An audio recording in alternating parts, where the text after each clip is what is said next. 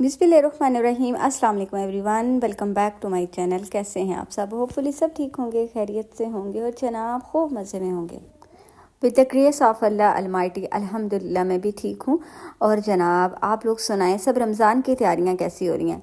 But आज जो मेरा व्लॉग है वो रमज़ान की तैयारियों से रिलेटेड तो नहीं है, पर आज मैं आपके साथ बड़ी ही मज़े की जो है ना रेसिपीज़ शेयर कर रही हूँ, जो कि आप रमज़ान की इफ्तारी में बना के जो है वो बच्चों को खुश कर सकते हैं और अपनी इफ्तार टेबल को जो है ना एक नया जो एक रंग होता है ना वो दे सकते हैं।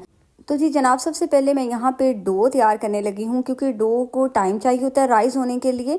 और जब भी बेकिंग का काम आपने करना होता है, जैसे डो शो बनानी है, तो आप मॉर्निंग में ही उसको बना के रख दिया करें, ताकि आपके पास भी टाइम बच जाए और वो उसको राइस होने के लिए जो है ना एक प्रॉपर टाइम मिल जाए। तो जनाब यहाँ पे मैंने 2 टेबल स्पून जो है ना वो लिया है यीस्ट, और 2 टेबल स्पून या 3 टेबल स्पून जो है वो शुगर ली है। अब इसमें हमने वार्म पानी जो है ना, वार्म वाटर, वो शामिल करना है और इसको 10 से 15 मिनट्स के लिए जो है ना वो छोड़ देना है राइस होने के लिए। याद रखिए, कभी भी उबलता हुआ गर्म पानी यीस्ट में मत डाला करें, फिर आपका जो यीस्ट है वो कभी भी राइस नहीं होगा, क्योंकि गर्म जो इतना हॉट वाटर होगा वो तो उसके राइस होने वाले जो क्या उसको कहते हैं चीज़ होगी उसको तो वो ख़त्म ही कर देगा। तो इसलिए वार्म वाटर डालना है। और ये देखें जो यीस्ट है वो राइस हो चुकी है। अब हम इसमें शामिल करेंगे 1 अंडा। अब मैं आपको बताऊं मैं बनाना क्या चाह रही हूँ। अच्छा, अब ये जो मैं डो बना रही हूँ ना, आप इस डो से बर्गर बन भी बना सकते हैं, आप इससे चिकन ब्रेड भी बना सकते हैं, आप पिज़्ज़ा भी बना सकते हैं। तो एक ही डो से आप इतनी तमाम चीज़ें जो है ना वो बना सकते हैं। हर चीज़ के लिए अलग अलग डो जो है ना वो आपको बनाने की ज़रूरत नहीं है। यहाँ पे मैंने लिया है 4 कप मैदा। याद रखें, मैंने 4 कप जो होता है, अगर आपके पास ये मेजरिंग का कप नहीं है तो कोई मसला नहीं है। आपके घर में अगर चाय वाला कप है तो उस कप की मेजरिंग और ये जो मेजरिंग कप होता है इसकी मेजरिंग सेम है, तो आप जो चाय का कप होता है आप वो ले सकते हैं। और 4 कप मैदा मैंने इसमें शामिल किया है। अब देखें, ये ऑप्शनल है जो चीज़ें मैं इसमें ऐड कर रही हूँ। मैं इसमें नमक, थोड़ा सा चिली फ्लेक्स और थोड़ा सा गरम मसाला ऐड कर रही हूँ। ये मैं हमेशा ऐड करती हूँ, चाहे मैं पिज़्ज़ा की डो बनाऊँ, चाहे मैं बर्गर की बन की जो है वो डो बनाऊँ, या चिकन ब्रेड जो होती है। इससे ये होता है कि आपकी डो जो है ना वो फीकी नहीं रहती। आप चाहें तो अगर आपके पास यहाँ पे गार्लिक और जिंजर गार्लिक का अगर पाउडर है तो आप वो भी यूज़ कर सकते हैं। यकीन मानिए कि इस डो का अपना ही एक मज़ा होता है। मैं कभी भी फीकी डो जो है ना वो नहीं बनाती। तो ये चीज़ें डाल देंगे इसके अंदर। अब मैंने 3 चम्मच जो है ना वो ऑयल डाला है। अब इन तमाम चीज़ों को पहले मिक्स कर लेंगे। उसके बाद जो हमने मिक्सचर रेडी किया था, जो हमने खमीर जो है वो मिक्स रेडी किया था, अब हम इस मिक्सचर को डाल देंगे। अब आपने इसको साथ साथ चलाना है और साथ साथ इसके अंदर पानी जो है ना वो शामिल करना है। ठंडा पानी नहीं ऐड करना। याद रखें, जब भी केक बनाते हैं या बेकिंग का कोई भी काम करते हैं तो उसमें ठंडी चीज़ नहीं डालते, तो इसलिए पानी आपने नॉर्मल जो वाटर होता है वो यूज़ करना है। और अब मैंने इसके अंदर पानी आहिस्ता आहिस्ता डाला और आई थिंक इसमें 1.5 कप जो है ना पानी वो जाएगा।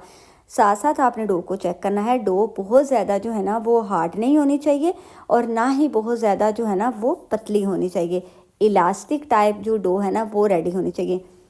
ऐसी डो मेरे से हाथ से तो तैयार नहीं होती। अगर आपके बाजुओं में ज़ोर है ना तो आप इसको जो है ना गूंद भी सकते हैं, हाथों से भी बना सकते हैं।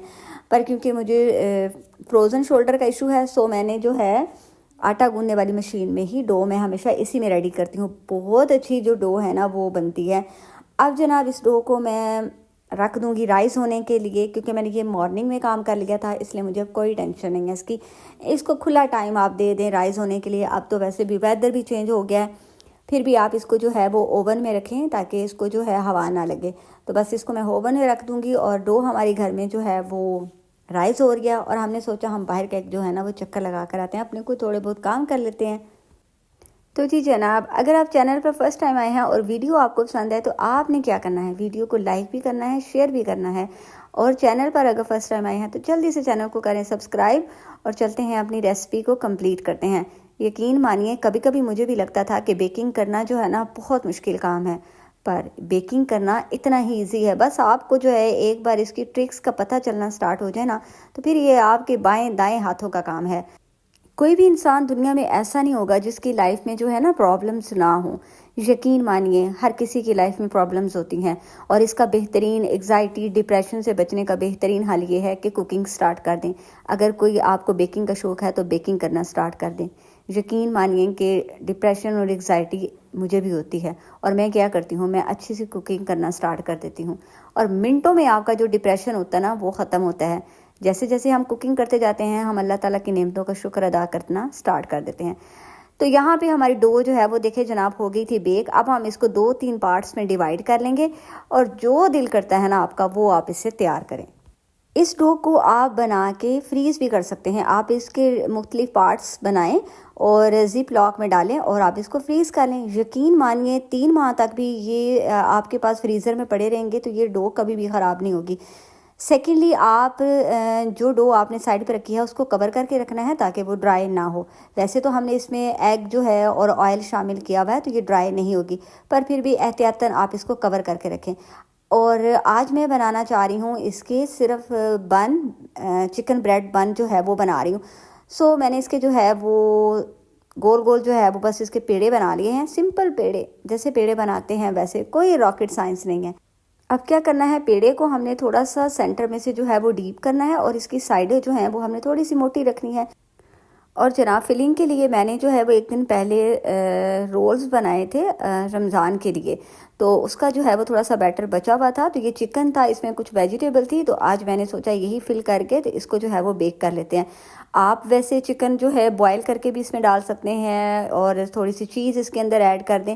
یقین مانیے بچے بھی خوش ہو جائیں گے، اور یہ اتنی زیادہ تعداد میں آپ کے پاس بن جائیں گے کہ آپ بچوں کو لنچ میں دے سکتے ہیں.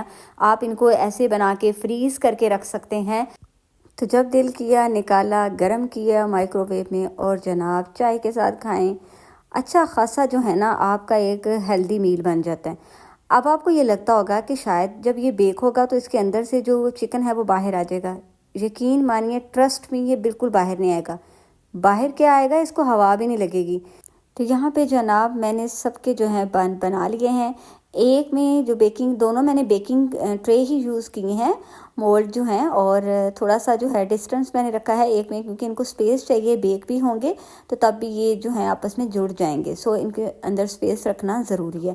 اور دوسرا جو ہے پہلے میں سلائڈر بنانے لگی، پھر میں نے سوچا رہنے دو سلائڈر کو بھی، آج بس ایسے ہی کام چلاتے ہیں، کام کو لمبا نہیں کرتے. کیونکہ سلائڈر اگر بیک کروں گی تو پہلے مجھے اس کو بیک کرنا پڑے گا، پھر اس کی چکن کی فلنگ جو ہے نا وہ کرنا پڑے گی.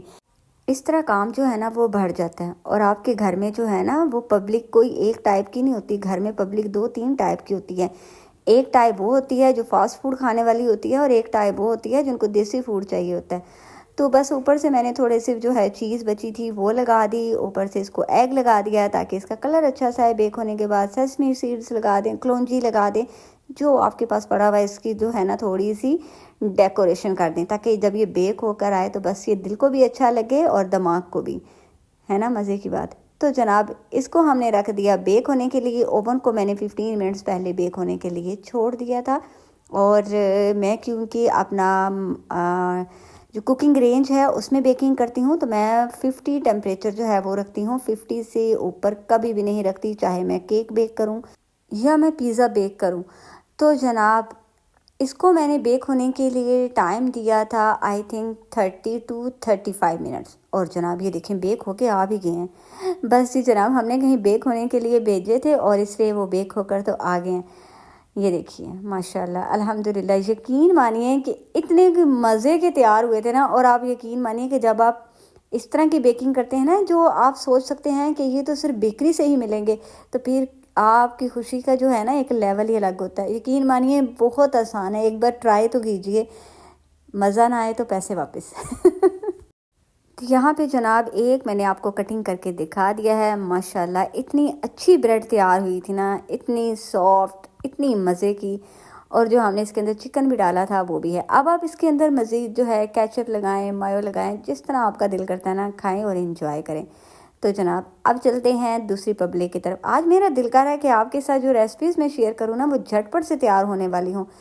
اچھا آج میں بنا رہی تھی، مجھے شام کے ٹائم سمجھ نہیں آ رہی تھی کہ اب میں جو دوسری پبلک ہے اس کے لیے کیا بناؤں. تو میں نے سوچا چکن پڑا ہوا ہے تو بریانی بنا لیتی ہوں، کیونکہ میرا بالکل موڈ نہیں تھا کہ اب میں الگ سے جو ہے نا وہ ہانڈی بناؤں پھر روٹی بناؤں. سو میں نے سوچا آج جو ہے نا سمپل سی بریانی بناتے ہیں. کوئی ہم نے جو ہے نا چکن کو میرینیٹ نہیں کرنا، ہم نے کوئی یوگرٹ نہیں ڈالنا، بس ہم نے جو ہے نا آج اپنے لیے کاموں کو آسان بنانا ہے. کبھی کبھی ہم کوئی ریسیپی جو ہوتی ہے یا کوئی کھانا جو ہے نا اس کو خواہ مخواہ میں ہم لمبا کر دیتے ہیں کہ پہلے ہم چکن کو میرینیٹ کریں، پہلے ہم اس کو جو ہے وہ یہ کریں تو وہ کریں. یقین مانیے جس مرضی طریقے سے پکائیں ٹیسٹ ایک جیسا ہی آتا ہے. تو آج میں بنانے لگی تھی بریانی، اور یقین مانیے بہت آسان ہے جس طریقے سے میں بریانی بناتی ہوں. لوگ کہتے ہیں بریانی بنانے کے لیے آپ کو جو ہے نا 2 گھنٹے چاہیے ہوتے ہیں. بالکل بھی 2 گھنٹے نہیں چاہیے ہوتے، اتنا ٹائم نہیں لگتا ہے جتنی دیر میں پلاؤ بنتا ہے. بریانی میں آلو کا ایک اپنا ہی مزہ آتا ہے، اور میں آلو جو ہے وہ بریانی میں کس طرح ایڈ کرتی ہوں. میں ہمیشہ جو ہے آلو کو پہلے کٹنگ کر کے تو اس کو نمک اور ہلدی کے ساتھ جو ہے نا وہ بوائل کر لیتی ہوں. اس کو آپ نے پورا بوائل نہیں کرنا، مطلب 80% آپ کا آلو جو ہے نا وہ بوائل ہونا چاہیے. تو جناب یہاں پہ آلو کو میں نے کٹنگ کر کے واش کر کے اچھے سے جو ہے ہلدی نمک ڈال کے بوائل ہونے کے لیے رکھ دیا. اس کے بعد 2 عدد آپ نے لینے ہیں پیاز. ان کو بھی آپ نے جو ہے موٹی موٹی کٹنگ کر لینی ہے پیاز کو، کیونکہ چاولوں میں یا بریانی میں جو بھی ہم پیاز ڈالتے ہیں ان کو تھوڑا سا موٹا ہی کٹنگ کرنا چاہیے. تو آئل ڈال لیں گے اپنے دیگچے میں، پین میں، جس میں بھی آپ جو ہے اپنا چکن جو ہے چکن کا قورمہ جو ہے آپ بنانا چاہ رہے ہیں. تو یہاں پہ میں نے دیگچے میں جو ہے آئل کو گرم کر لیا تھا، کھڑے مسالے ڈالے تھے، بادیان کا پھول ڈالا تھا، دار چینی ڈالی تھی، اور ایک تیز پات جو ہے وہ بڑا ڈالا تھا. پیاز ہمارا یہاں پہ براؤن ہو چکا ہے. چکن کو میں نے پہلے سے واش کر کے رکھ لیا ہوا تھا، اور اب ہم اس میں چکن ایڈ کر دیں گے.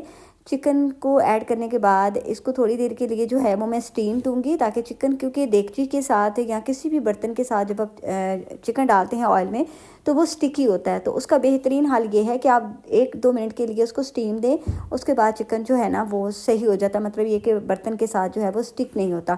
دوسری سائڈ پہ ہم اپنے چاول جو ہیں بریانی کے لیے وہ بوائل کر لیں گے. یہاں پہ سالٹ ڈالوں گی، تھوڑے سے گرم مسالے ڈالوں گی پانی میں، اور سبز مسالہ جو کہ بہت ضروری ہے. میں نے اس میں پودینہ، دھنیا اور 1 بڑی سبز مرچ جو ہے وہ ڈال دی ہے. اس پانی کو ہم بوائل ہونے کے لیے رکھ دیں گے. اتنی دیر میں دیکھیں چکن کو میں نے تھوڑی دیر کے لیے اسٹیم دی تھی. اب میں اس میں شامل کر دوں گی 2 بڑے ٹماٹر جو ہیں وہ میں نے کٹنگ کر کے رکھے تھے، وہ ایڈ کر دوں گی. اور جنجر گارلک کا پیسٹ جو ہے وہ میں نے پہلے ہی چکن میں شامل کر دیا تھا. کچھ لوگ جو ہیں وہ بریانی میں چکن گارلک کا پیسٹ شامل نہیں کرتے، پر میں ضرور کرتی ہوں. بہت اچھا ٹیسٹ آتا ہے، ایک بار ضرور ٹرائی کیجیے گا. اس کے بعد تمام مسالے جو بریانی میں ڈلتے ہیں، اس میں ہے دردرا مرچ ہے، بریانی مسالہ ہے، سالٹ ہے، گرم مسالہ ہے، تھوڑی سی جو ہے وہ ریڈ مرچ ہے. اور بس اب اس مسالے کو آپ نے ڈالنے کے بعد تھوڑا سا پانی ڈالیں، تاکہ جو ہے مسالہ جو ہم نے اس میں ڈالا ہے وہ اچھے سے مکس ہو جائے. اور اب آپ نے چکن کو جو ہے وہ اچھے سے کوک کرنا ہے. 10 سے 15 منٹ کے لیے چکن کو میڈیم ٹو لو فلیم پہ جو ہے وہ اچھے سے کوک کر لیں. آپ کے جو ٹماٹر ہیں وہ بھی بالکل پیسٹ کی صورت میں بن جائیں گے. دوسری سائڈ پہ ہمارا پانی جو ہے وہ بوائل ہو چکا ہے. اب ہم نے چاول جو ہیں وہ ہاف بوائل کرنے ہیں. میرے پاس جو چاول ہیں یہ گھر کے چاول ہیں، بازاری چاول نہیں ہیں کہ جو بہت زیادہ ٹائم جو ہے وہ لیں. تو میں نے ان کو جو ہے سوک بھی تھوڑی دیر پہلے ہی کیا تھا. تو بس میں ابھی اس کو جو ہے ہاف جو ہے وہ بوائل کر لوں گی، اور ابھی تھوڑے سے جو 50% کچے ہوں گے تو میں ان کو جو ہے وہ سٹرین کر لوں گی. 1 سے 2 چمچ آئل ضرور شامل کر دیجیے گا. اس سے یہ ہوتا ہے کہ جو چاول ہیں وہ آپ کے کبھی بھی سٹکی نہیں ہوتے. تو بس ابھی ہم اس کو جو ہے وہ چھوڑ دیں گے. جب چاول بوائل ہو جائیں گے تو بس اتنی دیر میں ہمارا جو قورمہ ہے وہ بھی ماشاءاللہ ریڈی ہو جائے گا. اور جناب یہ دیکھیں ہمارا چکن جو ہے ہم نے مسالے ڈال کے ٹماٹر ڈال کے جو ہے اس کو پکنے کے لیے رکھا تھا. یقین مانیے اتنی مزے کی خوشبو آنا سٹارٹ ہو گئی تھی نا کہ آپ کو بھوک کی کریونگ اگر نہ بھی ہونا تو پھر بھی آپ کو فیل ہونا سٹارٹ ہو جاتی ہے. اب ہم یہاں پہ چکن کو اچھے سے جو ہے وہ بھونیں گے. دیکھیے جب بھی کوئی کھانا اچھا بنا ہوتا ہے نا، اسپیشلی جو ہانڈی ہوتی ہے، سالن ہوتا ہے، چکن ہے، گوشت ہے، دیسی مرغی ہے، بیف ہے، وٹ ایور جس بھی ٹائپ کا گوشت ہے، اس کا مزہ تبھی ہے کہ اگر آپ نے اس کی اچھے سے بھونائی کی ہو. جب بھی کھانا بنائیں کوکنگ کے اوپر جو ہے نا وہ بھونائی کے اوپر فوکس ضرور کیا کریں. اب میں نے اس میں جو ہے وہ تھوڑا سا املی جو ہے وہ گرم پانی میں سوک کر کے رکھی ہوئی تھی، اس کا پلپ شامل کر دیا ہے. 2 منٹ کے لیے پھر میں مزید اس کی بھونائی کروں گی. اور بہت زیادہ ہم نے اس کو ڈرائی نہیں کرنا، تھوڑا سا اس کے اندر جو ہے گریوی ٹائپ مسالہ رہنا چاہیے، کیونکہ اس سے ہی بریانی کا جو چاولوں میں ٹیسٹ آئے گا وہ یہیں سے آتا ہے. اگر بہت زیادہ اس کو چکن کو خشک کر دیں گے تو پھر بریانی میں وہ ٹیسٹ نہیں آتا. تو بس ابھی یہاں پہ میں جو چکن ہے اس کو نکال لوں گی, اور جو ہم نے آلو بوائل کر کے رکھے ہوئے تھے وہ اس مسالے میں اچھے سے جو ہے نا میں ایک دفعہ فرائی کروں گی آلو اس مسالے کے ساتھ. اور چاول بھی ہمارے جو ہے وہ بوائل ہو چکے تھے, ان کو بھی میں نے اسٹرین کر لیا تھا. اور یہ دیکھیں آپ چکن کو دیکھیں ماشاءاللہ کتنا اچھا جو ہے نا وہ کلر آیا ہے, آئل الگ ہو گیا ہے, مسالہ آپ کا الگ ہے. اب ذرا بھی آپ کو اس میں پانی نہیں نظر آ رہا. تو بس ابھی ہم نکال لیں گے چکن کو سائڈ پہ. آلوؤں کو آپ بھول تو نہیں گئے جو آپ نے بوائل کیے تھے, اب وہ اس مسالے میں ڈالیں اور اچھے سے جو ہے نا کوٹنگ کر لیں آلوؤں کی, تاکہ آلوؤں کا ایک بڑا ہی اچھا سا ٹیسٹ نکل کر آئے. اب میں فرسٹ لیئر جو ہوتی ہے وہ میں آلوؤں کی لگا دیتی ہوں. اب اس کے اوپر میں چاول ڈال دوں گی. اس کے بعد سیکنڈ لیئر جو ہے وہ چکن کی, اور اس کے بعد جو ہے پھر چاول. تو سبھی جو ہے آئی تھنک اسی طرح لیئرنگ کرتے ہیں, اور یقین مانیے کہ بڑی مزے کی بریانی ریڈی ہوئی تھی. آپ بھی ضرور ٹرائی کیجیے گا. اچھا, ریسیپیز شیئر کرنے کا مقصد صرف یہی تھا کہ سم ٹائم ہمیں سمجھ نہیں آ رہی تھی کہ ہم کیا بنائیں. یقین مانیے ایسے ہی آپ کو موٹیویشن ملتی ہے کہ جب کچھ بھی سمجھ نہ آ رہا ہونا تو دوسروں سے چھوٹے چھوٹے آئیڈیاز ضرور لینے چاہیے, اور اپنے دن کو جو ہے ہم کیسے ڈیوائیڈ کر سکتے ہیں کہ ہمیں ابھی کیا بنانا ہے تو ابھی کیا بنانا ہے, تو آپ کے لیے جو ہے نا وہ تھوڑی سی آسانیاں ہو جاتی ہیں.